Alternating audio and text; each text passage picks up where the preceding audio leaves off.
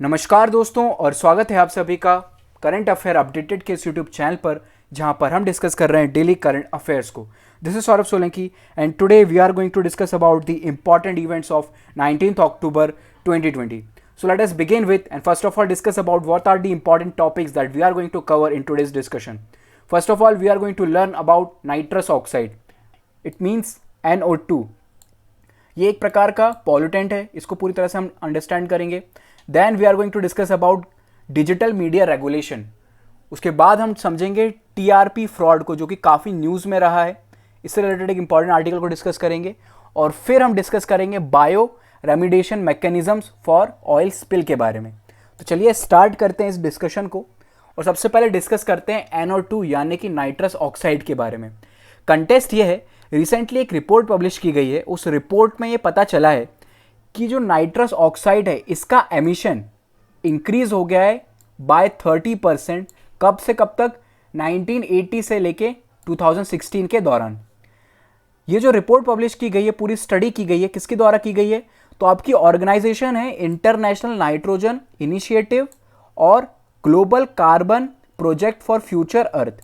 इसके साथ एक और बॉडी थी जो जुड़ी हुई थी, वो थी वर्ल्ड क्लाइमेट रिसर्च प्रोग्राम। इन तीन बॉडीज में साथ में आई, कोलैबोरेट किया और ये पूरी स्टडी की है। ठीक है, हम थोड़े से की पॉइंट को डिस्कस कर लेते हैं नाइट्रस ऑक्साइड के बारे में। तो नाइट्रस ऑक्साइड जो है एक प्रकार का पॉल्यूटेंट है और it is one of the most important green house gas. ये इतनी ज़्यादा इंपॉर्टेंट ग्रीन हाउस गैस है कि इसका जो इफेक्ट होता है वो 300 टाइम्स होता है कार्बन डाइऑक्साइड के। मान लीजिए कि अगर कार्बन डाइऑक्साइड जो है 1% हार्मफुल है, तो जो नाइट्रस ऑक्साइड है ये 300% हार्मफुल है। काफ़ी ज़्यादा हार्मफुल होता है ये कार्बन डाइऑक्साइड से। लेकिन कार्बन डाइऑक्साइड इंपॉर्टेंट इसलिए होती है क्योंकि इसका जो कंटेंट है हमारे एटमॉस्फेयर में वो ज़्यादा है, इसलिए कार्बन डाइऑक्साइड का जो इम्पैक्ट होता है वो ज़्यादा होता है बजाय नाइट्रस ऑक्साइड के। तो आप जितनी भी ज़्यादा प्रोग्राम्स वगैरह देखेंगे तो वो किए जा रहे हैं एलिमिनेट करने के लिए कार्बन डाइऑक्साइड को। नाइट्रस ऑक्साइड के ऊपर उतना ज़्यादा ध्यान दिया नहीं जा रहा है, ठीक है ना। अभी अभी इसके ऊपर थोड़ा सा ध्यान दिया जाना स्टार्ट हुआ है, इसीलिए क्या हुआ है, धीरे धीरे से एकदम से ज़्यादा इंक्रीज हो गया नाइट्रस ऑक्साइड का कंटेंट हमारे एटमॉस्फेयर में। ये जो है वो third highest concentration green house gas है हमारे एटमॉस्फेयर में। सबसे ज़्यादा कंसंट्रेशन किसकी है? तो CO2 की, उसके बाद है मीथेन की, थर्ड नंबर पे आता है नाइट्रस ऑक्साइड। ये थ्रेट है किसके लिए? ओजोन लेयर के लिए भी। ठीक है, क्यों है ये ज़्यादा थ्रेट ओजोन लेयर के लिए? क्योंकि अगर ये एक बार एमिट हो जाता है तो ये एटमॉस्फेयर में 125 ईयर्स तक प्रेजेंट रह सकता है। ठीक है, इसका अगर हम कंसंट्रेशन लेवल देखें तो जो इंक्रीज हुआ है कितना हो गया है? पहले इसका कंसंट्रेशन लेवल हुआ करता था 270 पार्ट्स पर बिलियन, अब इसका कंसंट्रेशन जंप कर गया है कितना? 1750 के अराउंड, 1750 से, माफ कीजिएगा, 1750 से 331 पार्ट्स पर बिलियन जंप कर गया। काफी ज्यादा राइज हमें देखने को मिला है, 20% जंप हुआ है इसके कंसंट्रेशन में। ठीक है, अगले हम पॉइंट को स्टडी करते हैं। तो क्या सजेशंस दिए जाते हैं इसको एलिमिनेट करने के लिए नाइट्रस ऑक्साइड को? देखिए, अगर हम इसके सबसे पहले सोर्सेज को स्टडी करें तो इसके सोर्सेज जो हैं वो दो प्रकार के सोर्सेज हैं। एक है आपके एंथ्रोपोजेनिक यानी कि ह्यूमन के कारण जो हुए, दूसरे हैं आपके नेचुरल सोर्सेज। नाइट्रस ऑक्साइड जो है वो नेचुरली भी कंसंट्रेशन उसकी बढ़ती है। कैसे बढ़ती है? तो एक तरीका होता है इसका लैंड के द्वारा। यहां पर देखिए क्या तरीका है, लैंड के द्वारा। लैंड के द्वारा यानी कि जो नाइट्रोजन फिक्सिंग बैक्टीरियाज आपके होते हैं वो क्या करते हैं, जो एटमॉस्फेयर में आपके नाइट्रोजन प्रेजेंट है उसको क्या करते हैं, उसको यूज करते हैं नाइट्रोजन को और फिक्स करते हैं आपकी लैंड में। तो वहां पर नाइट्रस ऑक्साइड का फिक्सेशन किया जाता है एटमॉस्फेयर में। अगला तरीका होता है एटमॉस्फेरिक केमिकल सिंक, यानी कि एटमॉस्फेयर में ही जो नाइट्रोजन मौजूद है उसके द्वारा नाइट्रस ऑक्साइड का फॉर्मेशन हो जाता है हमारे एटमॉस्फेयर में। तो ये जो रीजन होते हैं वो नेचुरल कॉजेज होते हैं, नेचुरल सोर्सेज होते हैं। अगले होते हैं आपके एंथ्रोपोजेनिक, यानी कि जो ह्यूमन के द्वारा, ह्यूमन एक्टिविटीज के द्वारा जो नाइट्रस ऑक्साइड है जिसका सिक्रीशन हो रहा है। कौन कौन सी एक्टिविटीज हैं? सबसे पहले की एग्रीकल्चर एंड वेस्ट वाटर। देखिए क्या किया जाता है, फार्मर्स के द्वारा बहुत ज्यादा यूज किया जाता है यूरियाज का अपनी फील्ड पर। ये एक प्राइमरी रीजन है, प्राइमरी सोर्स है नाइट्रस ऑक्साइड का, जिसके कारण इन्वायरमेंट में पॉल्यूट हो रहा है। क्या किया जाता है? देखिए क्या होता है, मान लीजिए कि राइस वगैरह की जो है वो कल्टीवेशन किया जा रहा है एक फील्ड पर। तो राइस के लिए आपको पता है क्या किया जाता है, एक फील्ड को पानी से भर दिया जाता है पूरी तरह से, ठीक है। और फिर इस फील्ड में क्या किया जाता है, यूरिया का यूज़ किया जाता है प्रोडक्शन को इंक्रीज करने के लिए। उसके कारण क्या होता है, वाटर वेस्ट जो होता है जब उसको हम रिलीज करते हैं, खोलते हैं, तब भी जो हमारा वाटर के सोर्सेज होते हैं, हमारा तालाब वगैरह हो या फिर रिवर्स वगैरह, वो भी पॉल्यूट होती हैं। उसके साथ ही साथ एटमॉस्फेयर में भी नाइट्रोजन प्रेजेंट हो जाता है, उसका भी कंटेंट बढ़ जाता है नाइट्रस ऑक्साइड का। अगला तरीका होता है बायोमास के बर्न से। जब भी जो बायोमास बर्न होता है उससे भी नाइट्रस ऑक्साइड निकलती है, ठीक है। फिर इंडस्ट्रीज वगैरह जो होती हैं काफ़ी सारा पॉल्यूशन निकालती हैं, उस पॉल्यूशन का एक प्राइमरी कंटेंट होता है नाइट्रस ऑक्साइड।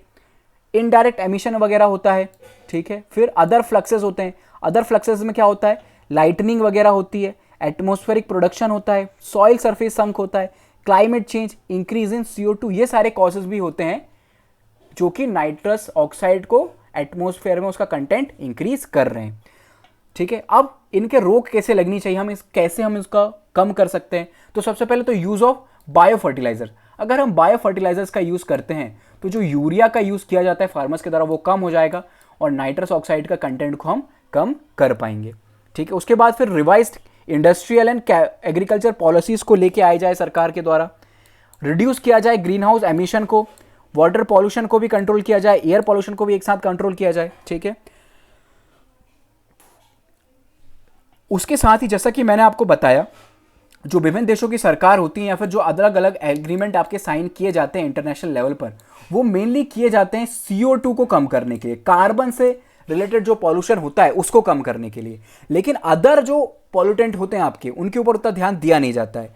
तो एक ज़रूरत है, एक नीड है कि नॉन कार्बन सोर्सेज जो पॉल्यूशन के हैं उन पर भी ध्यान दिया जाए और उनके ऊपर भी मेजर नेगोशिएशन साइन हो विभिन्न सरकारों के द्वारा। ऑलराइट, एक आपका जो नेगोशिएशन है नाइट्रोजन से रिलेटेड वो साइन हुआ था आपका United nation global campaign on sustainable nitrogen management 2019।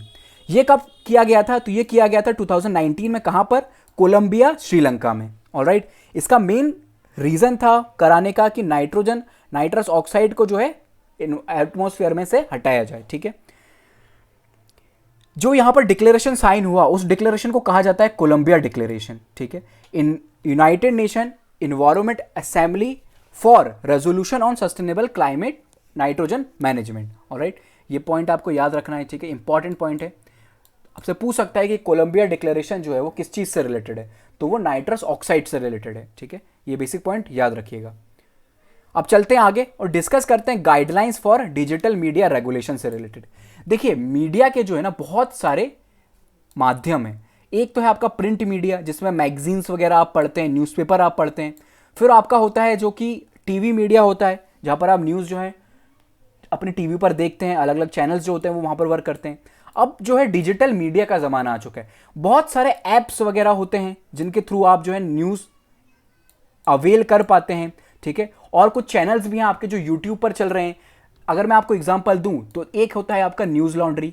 News laundry जो है वो एक यूट्यूब चैनल भी है और एक डिजिटल मीडिया का माध्यम भी है।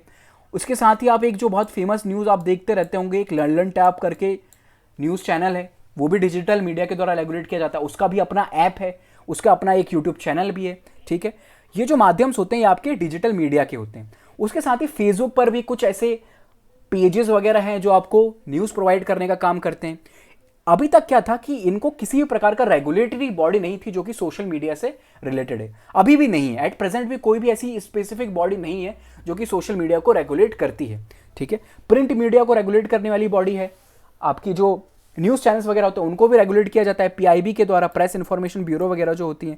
बार की एक बॉडी होती है, वो भी इनको रेगुलेट करने का काम करती है, ठीक है। अब रिसेंटली क्या किया है, सेंट्रल गवर्नमेंट ने अनाउंस किया है कि वो गाइडलाइंस जारी करेगी डिजिटल न्यूज़ प्लेटफॉर्म्स के लिए, ठीक है। क्या गाइडलाइंस जारी की गई हैं, तो आइए उन गाइडलाइंस को देख लेते हैं। सबसे पहले तो इनकी जो फॉरेन डायरेक्ट इन्वेस्टमेंट जो रिसीव की जाती है डिजिटल मीडिया प्लेटफॉर्म्स के द्वारा, उनके ऊपर एक कैप लगा दी गई है, एक हाईएस्ट सीलिंग फिक्स कर दी गई है उनकी, जो कि है 26%। इससे ज़्यादा डोनेशन, इससे ज़्यादा फॉरेन डायरेक्ट इन्वेस्टमेंट वो नहीं ले पाएंगे। ऑलराइट, ये जो फॉरेन डायरेक्ट इन्वेस्टमेंट रिसीव किया जाता है वो टीवी न्यूज़ के द्वारा 49% है, ठीक है। 49% फॉरेन डायरेक्ट इन्वेस्टमेंट आप रिसीव कर सकते हो अगर आप एक टीवी न्यूज़ चैनल हो तो। लेकिन अगर आप एक सोशल मीडिया चैनल हो, ठीक है, डिजिटल मीडिया के माध्यम से आप अपना चैनल वगैरह चला रहे हो तो उसके लिए आपके लिए 26% का कैप है, ठीक है। मकसद क्या है इनका वो हम आगे डिस्कस करेंगे, और थोड़े से बेसिक पॉइंट डिस्कस कर लेते हैं। देखिए, जो भी कंपनी है जो कि डिजिटल मीडिया के माध्यम से ऑपरेट कर रही है इंडिया में, उसके लिए ये कंपलसरी है कि जो उसका चीफ एग्जीक्यूटिव ऑफिसर होगा वो एक इंडियन हो, इंडियन सिटीजन हो, ठीक है। और अगर कोई फॉरेन एम्प्लॉय उसके अंदर काम कर रहा है फॉर मोर देन 60 डेज, उसको एक सिक्योरिटी क्लियरेंस लेना होगा। किससे? देश की सरकार से। लेकिन अगर किसी कारण के द्वारा उसका जो सिक्योरिटी क्लियरेंस है वो रिजेक्ट कर दिया जाता है, तो जिस कंपनी में वो काम कर रहा है उस कंपनी को उसे अपने चैनल से निकालना होगा, टर्मिनेट करना होगा। इस पॉइंट को याद रखिएगा, ठीक है। फिर आपको क्या बेनिफिट मिलेंगे अगर आप इन गाइडलाइंस को फॉलो करते हो? तो सबसे पहले तो एक पीआईबी के द्वारा, प्रेस इंफॉर्मेशन ब्यूरो के द्वारा अलग अलग इंटरव्यूज वगैरह दिए जाते हैं। आप देखते होंगे जो फाइनेंस मिनिस्ट्री होती है, जब भी वो कोई नया बजट वगैरह लेकर आती है, नई पॉलिसीज वगैरह लेकर आती है, तो एक प्रेस काउंसिल ऑर्गेनाइज की जाती है उसके द्वारा, जहां पर वो मीडिया जो हाउसेस होते हैं उनके सवालों का जवाब देते हैं, ठीक है। तो इसका बेनिफिट उन्हें मिल पाएगा। जो भी प्रेस इंफॉर्मेशन ब्यूरो है वहां पर जाकर डिजिटल मीडिया के जो एम्प्लॉय होंगे वहां जाकर प्रेस कॉन्फ्रेंस में पार्टिसिपेट कर सकते हैं और इंटरेक्शन कर पाएंगे। उसी के साथ साथ जो उन्हें फैसिलिटीज प्रोवाइड की जाती है, जो मीडिया पर्सनल को फैसिलिटीज मिलती हैं सेंट्रल गवर्नमेंट के द्वारा, जैसे कि हेल्थ बेनिफिट्स मिलते हैं, रेल फीस में कंसेशन मिल जाता है ना, आपका किराया वगैरह नहीं लगता अगर आप अपना दिखा देते हैं कि हम जो है मीडिया से हैं, ठीक है। वो सारे बेनिफिट आपको मिल जाएंगे, ऑलराइट। और डिजिटल मीडिया जो है ना वो बहुत बड़ा प्लेटफॉर्म है इसका, ठीक है। न्यूज़ चैनल हो सकता है कि शायद आप सभी ना देखते हो सकता है कि आप सभी जो है कि कोई न्यूज़पेपर फॉलो ना करते हो कोई ना कोई, लेकिन आप जो है एक सिविल सर्वेंट एस्पिरेंट हैं तो आप करते ही होंगे। लेकिन मैं एक एग्जांपल दे रहा हूँ, हर जो लोग होते हैं वो एक पर्टिकुलर न्यूज़ चैनल देखते हैं, सभी लोग नहीं देखते। लेकिन इंटरनेट की जो एक्सेस है वो बहुत ज़्यादा है, सभी लोग जो है इंटरनेट का यूज़ करते हैं, ठीक है। तो इसके ऊपर जो है रेगुलेशंस भी थोड़े ज़्यादा होने चाहिए। रीज़न क्या है इन रेगुलेशन को लाने का? सबसे पहले तो फेक न्यूज़ का जो एक तरीका है, एक जो रीज़न है सबसे बड़ा है, क्या होता है ना कि फेक न्यूज़ सबसे जल्दी से प्रोपोगेट की जा सकती है सोशल मीडिया के माध्यम से, डिजिटल प्लेटफॉर्म के माध्यम से, ठीक है। तो इस चीज़ को रोकने के लिए प्रोपोगेंडा जो व्हीकल होता है, ये जो आजकल बहुत ज़्यादा न्यूज़ में है कि प्रोपोगेंडा चलाया जाता है मीडिया हाउसेस के द्वारा, एक पर्टिकुलर न्यूज़ को जो है दबा दिया जाता है, ठीक है। अगर सरकार के खिलाफ कोई न्यूज़ है तो उसको दबा दिया जाएगा, ठीक है।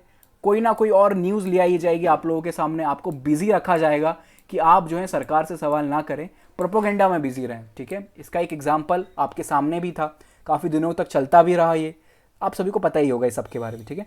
फॉरेन इन्फ्लुएंस जो आता है, क्या होता है कि मीडिया हाउसेस के द्वारा आप किसी मीडिया हाउसेस को पैसा दे दें, आप देश के बाहर हैं, जैसे कि आप चाहते हैं कि मान लीजिए कि हम इन्फ्लुएंस कर दें किसी मैटर को इंडिया में, ताकि इंडिया में लोग जो हैं वो बिजी रहें, उनके हाईलाइट हो जाएं, ठीक है। तो वो क्या किया जाएगा, मीडिया हाउसेस को पैसा दे दिया जाएगा कि आप जो है इस टॉपिक के ऊपर अपनी न्यूज़ को बढ़ाएं, उसको कवरेज दें। इन सारी चीज़ों को इन्फ्लुएंस किया जा सकता है, इसके हम फॉरेन इन्फ्लुएंस भी बोला जाता है। और ये कब किया जाता है? चाइना और पाकिस्तान की तरफ बहुत ज़्यादा किया जाता है, ठीक है। इंडिया में इसको भी रोकथाम लग सकती है। ये सारे पॉइंट्स हैं। अब चलते हैं आगे और डिस्कस करते हैं टेलीविजन रेटिंग प्रोग्राम से रिलेटेड इंपॉर्टेंट आर्टिकल को, ठीक है। क्या कंटेस्ट है? रिसेंटली क्या किया गया, मुंबई पुलिस ने एक जानकारी दी है, जो साझा की है। उन्होंने बताया है कि कुछ ऐसे न्यूज़ चैनल्स हैं जिनके द्वारा टीआरपी को मैनिपुलेट किया जा रहा था। कौन कौन से न्यूज़ चैनल थे? वो 3 न्यूज़ चैनल थे। उसमें एक जो बड़ा न्यूज़ चैनल ग्रुप था जिसका नाम था रिपब्लिक भारत के नाम से, ठीक है। रिपब्लिक टीवी जो है उसका नाम आया था टीआरपी घोटाले में या टीआरपी मैनिपुलेशन में, ठीक है। ये जो टीआरपी के आंकड़े हैं इसको रेगुलेट करने का काम कौन करता है? तो ब्रॉडकास्ट ऑडियंस रिसर्च काउंसिल, ये जो है इनको रेगुलेट करने का काम करती है टीआरपी को। हम समझते हैं कि टीआरपी होता क्या है। सबसे पहले आपको ये समझना ज़रूरी है कि टीआरपी होता क्या है। देखिए, टीआरपी एक जरिया होता है, एक मीडियम होता है जिसके यूज़ से ये पता लगाया जाता है कि कौन सा टीवी पर जो प्रोग्राम है उसको सबसे ज़्यादा पसंद किया जा रहा है या फिर सबसे ज़्यादा देर तक देखा जा रहा है, ठीक है। ये तरीका होता है टीआरपी के द्वारा। टीआरपी का फुल फॉर्म होता है टेलीविजन रेटिंग पॉइंट, यानी कि जिस भी चैनल को या फिर जिस भी प्रोग्राम को सबसे ज़्यादा टीआरपी मिलते हैं उस चैनल को देश में सबसे ज़्यादा देखा जा रहा है या उस प्रोग्राम को सबसे ज़्यादा देखा जा रहा है इस देश में, ठीक है। इसके लिए पता कैसे लगाया जाता है? तो एक बारोमीटर सेट किए जाते हैं। अब देखिए, इंडिया में जो है वो अराउंड 80 करोड़ के अराउंड ऐसी पॉपुलेशन है जो टीवी पर प्रोग्राम्स को देखती है, न्यूज़ वगैरह को देखती है या फिर अदर जो आपके सीरियल्स वगैरह होता है उनको देखती है।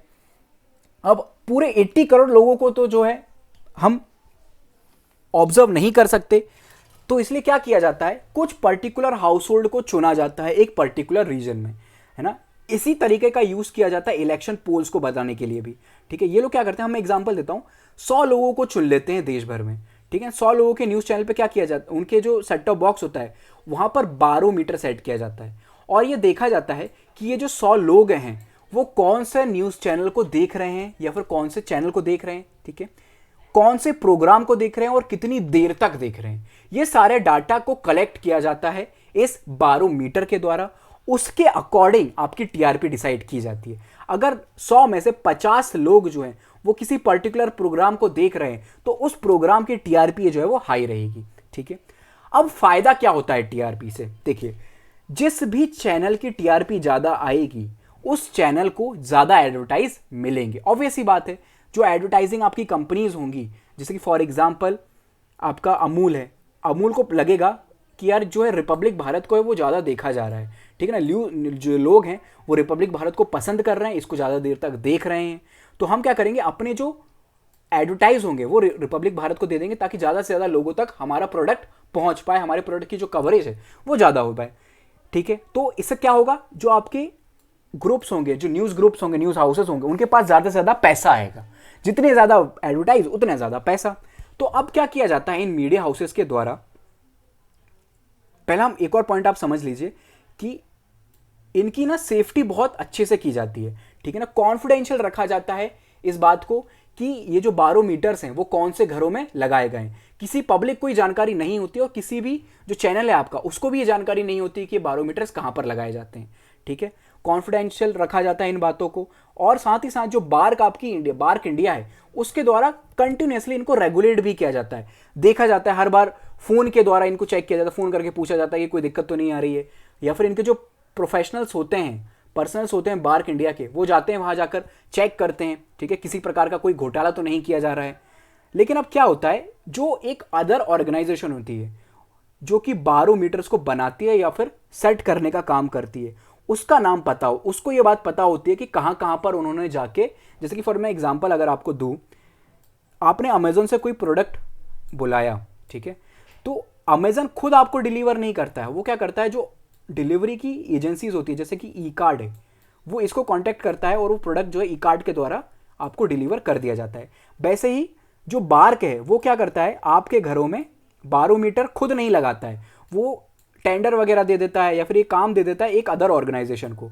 तो ये जो आपकी अदर ऑर्गेनाइजेशन है इसको पता होता है कि किन किन घरों में बारोमीटर लगे हुए हैं। अब क्या करते हैं ये मीडिया हाउसेस या फिर न्यूज़ चैनल के लोग, ये जाएंगे उस घर में और उस घर में जाके बोलेंगे कि सर हम आपको जो है इतना पैसा दे देंगे कुछ मंथली, 4000 400 1000 जो भी है, या फिर जो आपका केबल का बिल आता है वो हम पे कर देंगे, ठीक है। बस शर्त आपको क्या करना है, आपको दिन भर अपने चैनल पर, अपने टीवी पर हमारा प्रोग्राम देखना है, ठीक है, हमारे चैनल को आप लगा के रखिए। इससे क्या होगा, टीआरपी उनकी चैनल की बूस्ट हो जाएगी। लेकिन ये फेक टीआरपी होगी ना, आप पैसा देकर उनसे टीआरपी ले रहे हो, ठीक है, इससे लॉस हो रहा है, आप देश को गुमराह कर रहे हो, ठीक है, जो एडवर्टाइज आपको मिल रहे हैं उनको आप गुमराह कर रहे हो, एडवर्टाइजिंग कंपनीज को। तो इसी के चलते हुए दो बड़े ग्रुप हैं आपके, एक पार्ले है, उनमें से पार्ले ने क्या किया है, मना कर दिया है कि जिन भी चैनल का नाम इस टीआरपी फ्रॉड में आया है उनको हम अपने न्यूज़, अपने एडवर्टाइज नहीं देंगे। तो ये पूरा आर्टिकल था जो हमने टेलीविजन रेटिंग प्रोग्राम से रिलेटेड डिस्कस किया। उम्मीद है आपको ये सारे पॉइंट समझ में आए होंगे, ठीक है। थोड़ा सा बार्क के बारे में भी समझ लीजिए। जो ब्रॉडकास्टिंग ऑडियंस रिसर्च काउंसिल है, इसको सेटअप किया गया था 2010 में। मकसद जो मैंने आपको बता दिया, जो आपकी टीआरपी है उसको रेगुलेट करने का मकसद है इसका, देखता है ये टीआरपी कौन से चैनल के जो है वो ज़्यादा आ रही है, ठीक है। चलते हैं आगे और डिस्कस करते हैं bio remediation mechanism for oil spill से रिलेटेड। सबसे पहले हम ये समझते हैं कि बायो रेमिडिएशन होता क्या है। देखिए, ये एक प्रकार की टेक्निक होती है जिस टेक्निक की मदद से क्या किया जाता है, जो आपके ऑयल स्पिल हो जाते हैं ना ओशियंस में, क्या होता है कई बार जो शिप्स होती हैं आपकी वो ऑयल को लेकर आती हैं, जो आपका पेट्रोलियम होता है उसको लेकर आती हैं, लेकिन कई बार क्या हो जाता है वहाँ पे लीकेज वगैरह हो जाता है उस शिप में, या फिर शिप वगैरह जो है उसमें किसी प्रकार का कोई फॉल्ट आ जाता है, ठीक है, या फिर वो पलट वगैरह जाती है। उसके कारण क्या होता है, जो बड़े बड़े ऑयल के टैंकर्स होते हैं वो वहीं ओशन में ही खाली हो जाते हैं। ठीक है, इससे लॉस क्या होता है, इससे बहुत सारा लॉस होता है। सबसे पहले तो आपका जो है फाइनेंशियल लॉस हुआ, वो तो हुआ ही हुआ, लेकिन एटमोसफेयर, क्लाइमेट को भी बहुत ज़्यादा लॉस होता है। जो वहाँ की लाइफ होती है, मैराइन ऑर्गेनिज्म की लाइफ होती है, उस पर इम्पैक्ट जाता है। ये जो आपका पूरा पेट्रोलियम है वो पूरा जम जाता है ओशन की सरफेस पर, सनलाइट को नीचे नहीं जाने देता, ऑक्सीजन को जो है वो डिजॉल्व नहीं होने देता है ओशन में, जिसके कारण वहाँ की जो मैरीन लाइफ है वो डिस्टर्ब हो जाती है पूरी बुरी तरह से। ठीक है, तो अब एक टेक्निक इजाद की गई है जिसे हम कहते हैं बायो रिमेडिएशन। इसमें क्या किया जाता है, एक प्रकार के बैक्टीरियाज को क्या किया जाता है, रिलीज कर दिया जाता है जहां पर ऑयल स्पिल आपका हुआ। ऑयल स्पिल यानी कि पेट्रोलियम जो है वो आपका बह गया है, ठीक है, ओशन पर। ये बैक्टीरिया क्या करता है, ये बैक्टीरिया जाता है और उस पूरे पेट्रोलियम के जो प्रोटीन वगैरह होते हैं, लिपिड्स वगैरह होते हैं, उसको तोड़ देता है। ठीक है, उसको डिग्रेड कर देता है। आपको पता होगा ये जो आपका पेट्रोलियम है ये बना होता है आपके हैवी कार्बन से, ठीक है ना, जिसे हम हाइड्रोकार्बन के नाम से भी जानते हैं। ठीक है, बड़े बड़े हाइड्रोकार्बन जो हैं वो इससे जुड़े होते हैं पेट्रोलियम से। ये आपके बैक्टीरियाज क्या करते हैं, वहां जाते हैं और इस हाइड्रोकार्बन को डिग्रेड कर देते हैं स्मॉलर पार्टिकल्स में। जैसे कि पेट्रोलियम हाइड्रोकार्बन्स को डिग्रेड कर दिया जाता है या फिर तोड़ दिया जाता है एल्डिहाइड्स में, कीटोन्स में। ठीक है, इसी प्रकार से बायो रिमेडिएशन की पूरी प्रोसेस की जाती है। अब कंटेस्ट क्या है, national institute of ocean technology ने, जो कि चेन्नई में बेस्ड है, इस पहले करेक्ट कर लीजिएगा, चेन्नई की, ठीक है, जो कि चेन्नई में बेस्ड है, इसने इस टेक्निक को इवॉल्व किया और एक नई टेक्निक इवॉल्व की है बायो रिमेडिएशन की। इन्होंने इस टेक्निक को बनाया है किसका यूज करके, तो ग्रुप ऑफ 2 और मोर स्पीशीज, 2 अलग अलग स्पीशीज को जोड़कर इन्होंने इस टेक्निक को बनाया है। यूज इन्होंने किस चीज का किया है, तो यूज किया है इन्होंने जो एग्रो रेसिड्यूज होते हैं आपके, जिनके अंदर बैक्टीरियल सेल पाए जाते हैं, उनका यूज किया है। ऑलराइट, तो ये आपको पॉइंट याद रखना है कि कंटेस्ट क्या है और बायो रिमेडिएशन की पूरी मैकेनिज्म क्या होती है। ठीक है, इस प्रोसेस के द्वारा क्या किया जाता है, 84% ऑयल को रिमूव कर दिया जाता है विद इन 10 डेज। 10 दिनों के अंदर ही पूरा जो 85% ऑयल होता है उसको रिमूव कर दिया जाता है ओशन की सरफेस से। ठीक है, ये जो प्रोसेस होता है आपकी वो मोर वर्सेटाइल होती है और रेजिस्टेंस होती है टू एडवर्स कंडीशन। ठीक है, कोई भी एडवर्स कंडीशन को रोक सकती है ये प्रोसेस। ऑलराइट, तो ये पॉइंट को आपको याद रखना है। तो गाइज ये था हमारा आज का डिस्कशन। उम्मीद है आपको डिस्कशन पसंद आया होगा। If you like this video please hit the like button and subscribe our channel. Thank you so much for watching. I hope you enjoyed this. Thank you so much for the discussion.